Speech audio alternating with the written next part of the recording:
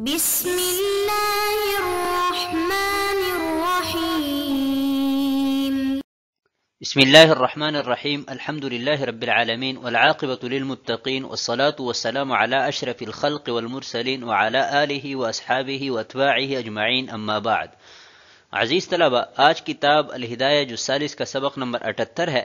اور کتاب کی عبارت ومن ملک مملوکین سے لے کر وکانتا امتین اختین تک ہوگی۔ آتے ہیں سبق کے متعلقہ اصول کی طرف۔ تو اصل نمبر 1، النص الوارد علی خلاف القیاس مقتصر علی موردہ، کہ جو نص خلاف القیاس وارد ہو وہ اپنے مورد میں بن رہتی ہے۔ الوصف المؤثر فی المنع، تفریق میں منع کے لیے جو علت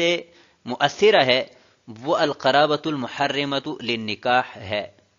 سبق کے متعلقہ فصول کی طرف۔ تو جن سے التفریق بین المملوکین، تو اس کو ہم نے 3 فصول میں تقسیم کیا ہے۔ تفریق الصغیرین، کہ 2 صغیرین کے مابین تفریق ڈالنا تو یہ مکروہ ہے،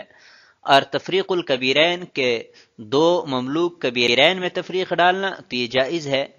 اور فصل نمبر 3، صغیر و کبیر، کے مملوکین میں سے ایک صغیر ہے اور ایک کبیر ہے، تو اس صورت میں بھی تفریق اور جدائی ڈالنا یہ مکروہ ہوگی۔ آتے ہیں کتاب کی عبارت کی طرف۔ فصل، قال ومن ملك مملوكين صغيرين احدهما ذو رحم محرم من الاخر لم يفرق بينهما، وكذلك ان كان احدهما كبيرا والاخر صغيرا، والاصل فيه قوله صلى الله عليه وسلم من فرق بين والدة وولدها فرق الله بينه وبين حبته يوم القيامة، ووهب النبي صلى الله عليه وسلم لعلي رضي الله تعالى عنه غلامين اخوين صغيرين، ثم قال له ما فعل الغلامان، فقال بعت احدهما، فقال أدرك ويروى أردد، ولأن الصغير يستأنس بالصغير وبالكبير والكبير يتعاهده، فكان في بيع أحدهما قطع الاستئناس والمنع من التعاهد، وفيه ترك المرحمة على الصغار وقد أوعد عليه، ثم المنع معلول بالقرابة المحرمة للنكاح حتى لا يدخل فيه محرم غير قريب ولا قريب غير محرم۔ اور جو شخص ایسے 2 چھوٹے مملوک کا مالک بن گیا کہ ان دونوں میں سے ایک دوسرے کا ذی رحم محرم رشتہ دار ہو، تو ان دونوں کو جدا نہیں کیا جائے گا۔ اور اسی طرح اگر ایک کبیر ہے اور دوسرا چھوٹا ہے، اور اصل اس میں حضور اکرم صلی اللہ علیہ وسلم کا ارشاد ہے کہ جس نے ماں بیٹے کو الگ کیا، اللہ تعالیٰ قیامت کے دن اس کے اور اس کے محبوب لوگوں کے مابین جدائی ڈال دے گا۔ اور حضور اکرم صلی اللہ علیہ وسلم نے حضرت علی رضی اللہ تعالیٰ عنہ کو 2 چھوٹے غلام جو بھائی تھے ہبہ کیے، پھر ان سے فرمایا کہ 2 غلاموں کا کیا بنا؟ تو حضرت علی رضی اللہ تعالیٰ عنہ نے کہا کہ ان دونوں میں سے ایک کو فروخت کیا۔ تو حضور اکرم صلی اللہ علیہ وسلم فرمانے لگے واپس حاصل کرو، واپس حاصل کرو، اور مروی ہے کہ کہا واپس کرو، واپس کرو۔ اور اس لیے کہ چھوٹا چھوٹے اور بڑے سے انس حاصل کرتا ہے اور بڑا اس کی نگہداشت کرتا ہے، تو ایک کو فروخت کرنے میں انس کو ختم کرنا اور حفاظت کو منع کرنا ہے۔ اور اس میں چھوٹوں پر رحم کا ترک ہے، حالانکہ اس پر وعید وارد کی گئی ہے۔ پھر منع نکاح کو حرام کرنے والی قرابت پر معلول ہے، حتیٰ کہ داخل نہیں ہوگا ایسا محرم جو رشتہ دار نہ ہو، اور نہ ہی ایسا قریب جو غیر محرم ہو۔ فصل، ہماری اس نسخہ میں یہ عنوان ہے، جبکہ جو متداول نسخے ہیں ان میں نوع آخر منہ کا عنوان لگا ہے۔ اور بیعات مکروہہ میں سے ایک قسم یہ بیان کی گئی ہے کہ ایک شخص 2 غلاموں کا مالک بنا، اور حال یہ ہے کہ دونوں آپس میں ذی رحم محرم رشتہ دار ہے، تو کیا ان دونوں کے مابین تفریق اور جدائی ڈالنا یہ جائز ہے کہ نہیں ہے؟ تو اس کی 3 صورتیں ہو سکتی ہیں۔ پہلی صورت یہ کہ دونوں صغیرین ہے، تو اس صورت میں تفریق یہ مکروہ ہوگی۔ اور دوسری صورت یہ ہے کہ ایک صغیر اور ایک کبیر ہے، تو اس صورت میں بھی تفریق یہ مکروہ ہوگی۔ اور تیسری صورت یہ ہے کہ دونوں کبیرین ہے، تو اس صورت میں تفریق یہ جائز ہے۔ والاصل فیہ، اور اس تفریق کے کراہت پر صاحب ہدایہ نے یہاں پر کل 5 دلائل ذکر فرمائی ہے، جن میں سے 2 احادیث اور 3 عقلی دلائل ہے۔ پہلی حدیث یہ ہے کہ ترمذی شریف میں حضور اکرم صلی اللہ علیہ وسلم سے منقول ہے کہ من فرق بین والدۃ وولدها فرق اللہ بینہ وبین احبتہ یوم القیامہ، کہ جس شخص نے ماں اور بیٹے کے مابین تفریق ڈال دی، جدائی پیدا کر دی، تو اس شخص اور ان کے محبوب لوگوں کے مابین قیامت کے دن اللہ تعالی جدائی ڈال دے گا۔ تو یہ وعید ہے، اور وعید جو ہوتی ہے وہ ایک ناجائز اور مکروہ کام پر وارد ہوتی ہے۔ اور دوسری دلیل کہ حضور اکرم صلی اللہ علیہ وسلم نے حضرت علی رضی اللہ تعالیٰ عنہ کو 2 غلام ہبہ کیے، اور پھر پوچھا کہ غلاموں کا کیا بنا؟ تو حضرت علی رضی اللہ تعالیٰ عنہ نے کہا کہ ان دونوں میں سے ایک کو فروخت کر دیا۔ تو حضور اکرم صلی اللہ علیہ وسلم نے فرمایا کہ واپس کرو، واپس کرو، یعنی اس عقد کو فسخ کر کے وہ غلام واپس کرو اور اس دوسرے کے ساتھ ملاؤ۔ یہ فسخ کرنے کا حکم یہ اس بات کی دلیل ہے کہ حضرت علی رضی اللہ تعالیٰ عنہ نے جو بے کی تھی وہ درست نہیں تھی، تو اس وجہ سے حضور اکرم صلی اللہ علیہ وسلم نے منع فرمایا اور اس عقد کو فسخ کرنے کا حکم فرمایا۔ وَلِأَنَّ الصَّغِيرَ يَسْتَأْنِسُ بِالصَّغِيرِ وَبِالْكَبِيرِ، اور تیسری دلیل یہ ہے کہ جو صغیر ہوتا ہے وہ اپنے دوسرے رشتہ دار، چھوٹے رشتہ دار سے یا اپنے بڑے رشتہ دار سے انس حاصل کرتا ہے، اور ایک کو آگے فروخت کرنے میں یہ قطع انس ہے، تو اس وجہ سے ناجائز ہے۔ اور چوتھی دلیل یہ ہے کہ جو بڑا ہوتا ہے وہ چھوٹے کی نگہداشت کرتا ہے، حفاظت کرتا ہے، اس کی تربیت کرتا ہے، تو اگر ایک کو فروخت کیا جائے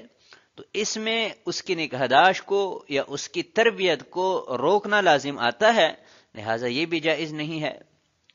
اور 5ویں دلیل یہ ہے کہ ایک غلام کو فروخت کرنے میں اس پر رحم کرنے کا ترک ہے، اور حالانکہ ہم اس کا حکم دیا ہے کہ تم چھوٹوں پر شفقت کرو اور بڑوں کی عزت کرو اور علماء کی قدر کرو، اور جو یہ کام نہیں کرتا تو اس پر وعید وارد ہوئی ہے کہ من لم يرحم صغیرنا ولم يوقر کبیرنا ولم يبجل علماءنا فلیس منا۔ تو وعید بھی اس بات کی متقاضی ہے کہ یہ معاملہ جو ہے یعنی ترک مرحمت علی الصغار جو ہے یہ ناجائز ہے، اور ایک کو آگے فروخت کرنے میں ترک مرحمت ہے۔ ثم المنع معلول بالقرابت، یہاں سے صاحب ہدایہ یہ بیان فرمانا چاہتے ہیں کہ 2 مملوکین کے مابین تفریق ڈالنا حسب سابق تفصیل کے مطابق یہ معلول بعلت ہے، یعنی جہاں پر علت ہوگی اس صورت میں تو تفریق ناجائز ہوگی، اور جہاں پر وہ علت نہ ہو تو وہاں پر تفریق میں کوئی حرج نہیں ہے۔ اور وہ علت القرابت المحرمہ للنکاح، یعنی ایسی قرابت کہ جس کی وجہ سے نکاح حرام ہوتا ہے،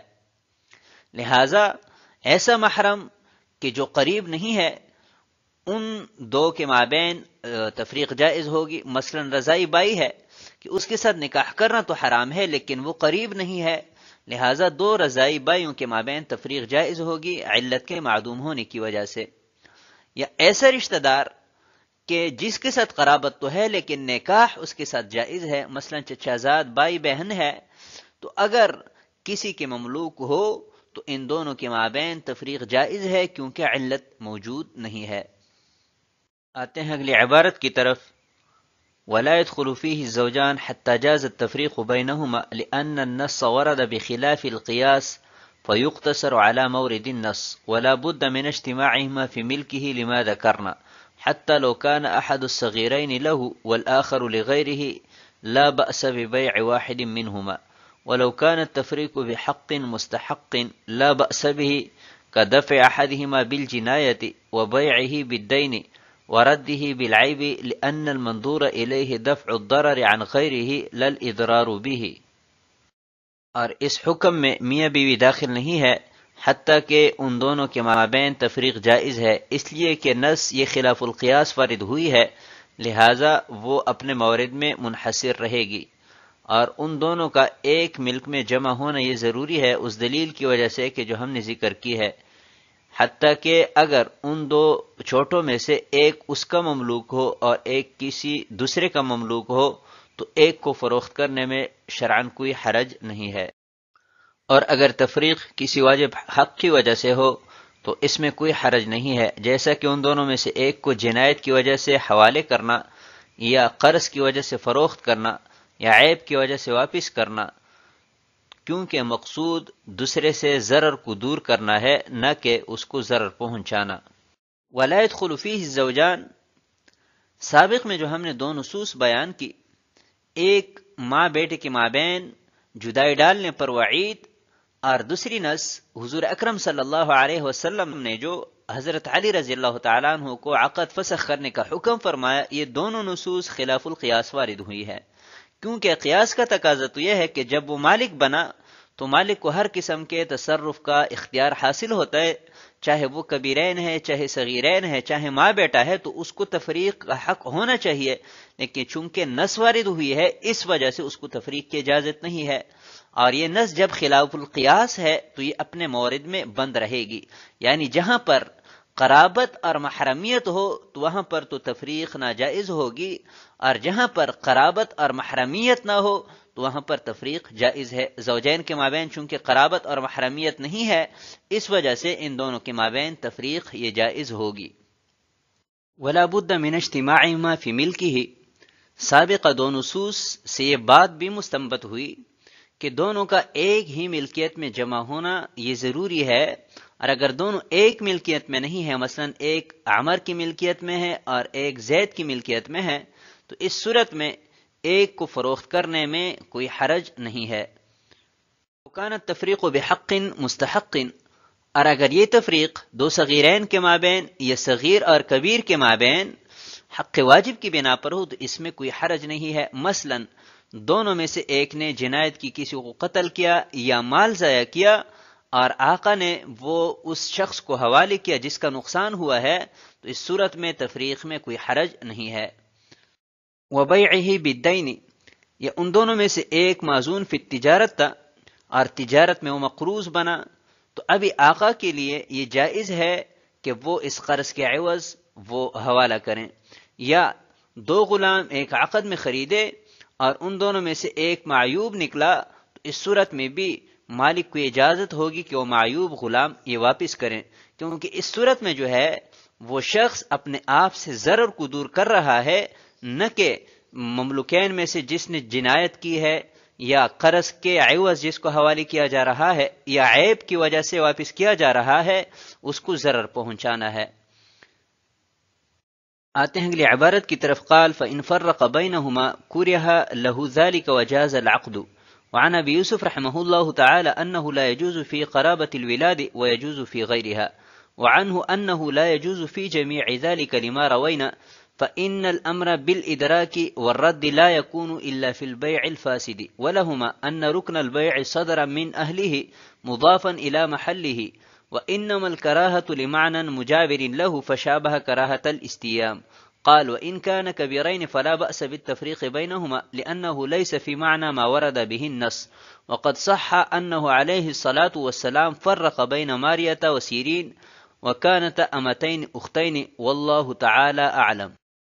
بس اگر ان کے درمیان جدائی ڈال لی تو یہ فعل اس کے لیے مکروہ ہے اور عقد جائز ہے، اور امام ابو یوسف رحمۃ اللہ علیہ سے مروی ہے کہ یہ قرابت الولاد میں جائز نہیں ہے اور قرابت الولاد کے علاوہ میں جائز ہے، اور ان سے یہ بھی مروی ہے کہ ان تمام صورتوں میں جائز نہیں ہے، اس روایت کی وجہ سے کہ جو ہم بیان کر چکے ہیں، اس لیے کہ واپس کرنے کا حکم نہیں ہوگا مگر بے فاسد میں۔ اور طرفین کی دلیل یہ ہے کہ رکن بے اہل سے محل میں صادر ہوا ہے، اور کراہت محض معنی مجاور کی وجہ سے ہیں، لہذا یہ کراہت صوم علی صوم غیرہی کی کراہت کے مشابہ ہوئی۔ اور اگر وہ دونوں بڑے ہوں تو ان کے درمیان تفریق ڈالنے میں کوئی حرج نہیں ہے، اس لیے کہ اس معنی میں نہیں ہے جس پر نص وارد ہوئی ہے، اور حضور اکرم صلی اللہ علیہ وسلم سے صحیح روایات میں منقول ہے کہ انہوں نے ماریہ اور سیرین کے درمیان جدائی ڈال دی تھی، اور حالانکہ یہ دونوں باندیاں بہنیں تھیں۔ ان فرق بینہما کہ تفریق یہ ہے تو ناجائز مکروہ ہے، لیکن اگر کسی نے تفریق ڈال لی تو کیا عقد جائز ہے کہ ناجائز ہے، تو یہ مسئلہ مختلفی ہے قاضی ابو یوسف اور طرفین کے نزدیک۔ طرفین کے ہاں اس کا یہ فعل اور معاملہ ناجائز ہے، مکروہ ہے، اس کی وجہ سے گناہگار تو ہوگا لیکن عقد منعقد ہو جائے گا، کیونکہ یہ جو فساد ہے یہ معنی مجاور ایک خارجی معنی کی وجہ سے ہے، نہ تو صلب عقد میں کوئی مسئلہ ہے، کیونکہ رکن بے اہل سے محل میں صادر ہوا ہے تو رکن بے جو ہے وہ منعقد ہے، اور نہ ہی شرائط صحت میں کوئی مسئلہ ہے، لہذا عقد منعقد ہوگا۔ البتہ خارجی فساد کی وجہ سے کراہت آئے گی، اور اس کراہت کی وجہ سے یہ شخص جو ہے وہ گناہگار ہوگا۔ اس باب میں قاضی ابو یوسف رحمۃ اللہ علیہ سے دو روایت منقول ہے۔ پہلی روایت یہ ہے کہ اگر باپ بیٹا یا ماں بیٹے کی رشتہ داری ہے، ولاد کا رشتہ ہے، تو اس صورت میں عقد فاسد ہوگا۔ اور دوسری روایت یہ ہے کہ قرابت کوئی بھی ہو، تفریق کی صورت میں عقد فاسد ہوگا۔ اور دلیل وہ یہ دیتے ہیں کہ حضرت علی رضی اللہ تعالیٰ عنہ کو جو حضور اکرم صلی اللہ علیہ وسلم نے عقد فسخ کرنے کا حکم دیا ہے، تو اس بات کی دلیل ہے کہ عقد فاسد تھا، کیونکہ عقد فاسد کو ہی فسخ کیا جاتا ہے۔ اس مسئلہ میں مفتابہی قول جو ہے وہ طرفین کا ہے، جیسا کہ صاحب ہدایہ کی صنیع سے معلوم ہو رہا ہے۔ وَإِن كَانَ كَبِيرَيْنِ،